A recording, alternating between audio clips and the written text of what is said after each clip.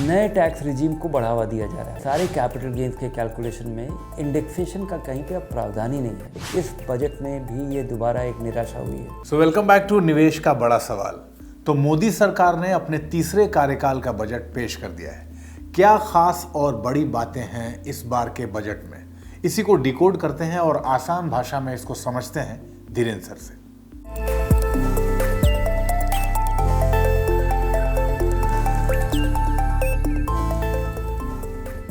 आम लोगों के लिए अगर 2-3 चीज़ गिनाना हो तो मुश्किल से मैं गिना पा रहा हूँ कि आपका टैक्स बिल थोड़ा कम होगा।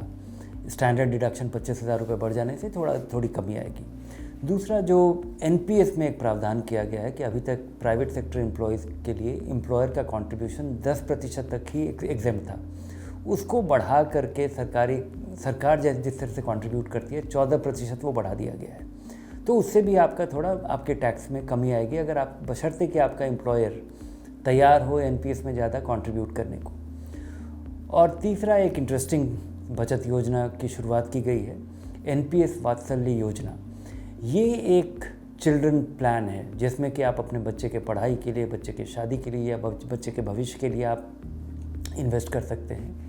एनपीएस एक बहुत ही कारगर स्ट्रक्चर डिज़ाइन हुआ है जिसमें कि लो कॉस्ट बाज़ार से जुड़ा हुआ आप निवेश कर पाते हैं। और जब बच्चा आपका एडल्ट होगा, जब वो मेजर होगा, तब ये पैसा उसके नाम से हो जाएगा और इसको निकाला भी जा सकता है। हालांकि इसमें सरकार का कुछ लगेगा नहीं, लेकिन इसका प्रावधान कर दिया गया है और मुझे लगता है कि ये काफ़ी यूज़फुल चीज़ होगा।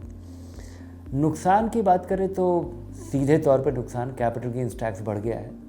अगर आप 1 साल के बाद अपना इक्विटी फंड्स या शेयर्स बेचते हैं तो उस पर मिलने पर जो आपको मुनाफा होता था उस मुनाफे का 10% आपको टैक्स देना पड़ता था। अब वो बढ़ करके 12.5% हो गया है।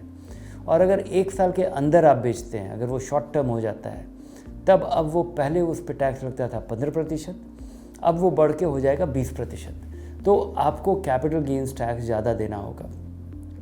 दूसरा, जो मेरी पहले भी शिकायत थी और ये शिकायत अभी जारी है कि नए टैक्स रिजीम को बढ़ावा दिया जा रहा है। और नए टैक्स रिजीम को बढ़ावा दिया जा रहा है जिसमें कि 80C का कहीं नामो निशान नहीं है, कोई प्रावधान नहीं है।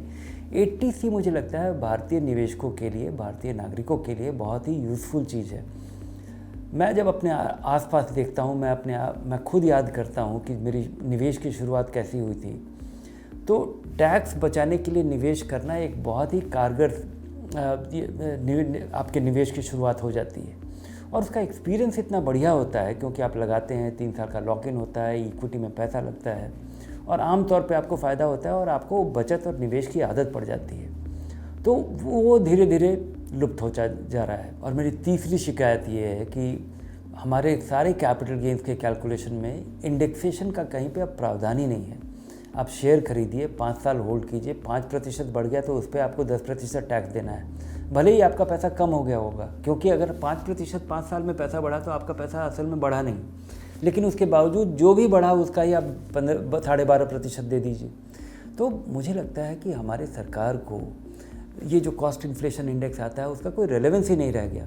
महंगाई को तो फैक्टर करना, इंडेक्सेशन का प्रावधान करना हमारे सारे मुनाफे को जोड़ने के लिए, ये मुझे लगता है कि बहुत ज़रूरी है और इस पर सरकार को ध्यान देना चाहिए। इस बजट में भी ये दोबारा एक निराशा हुई है।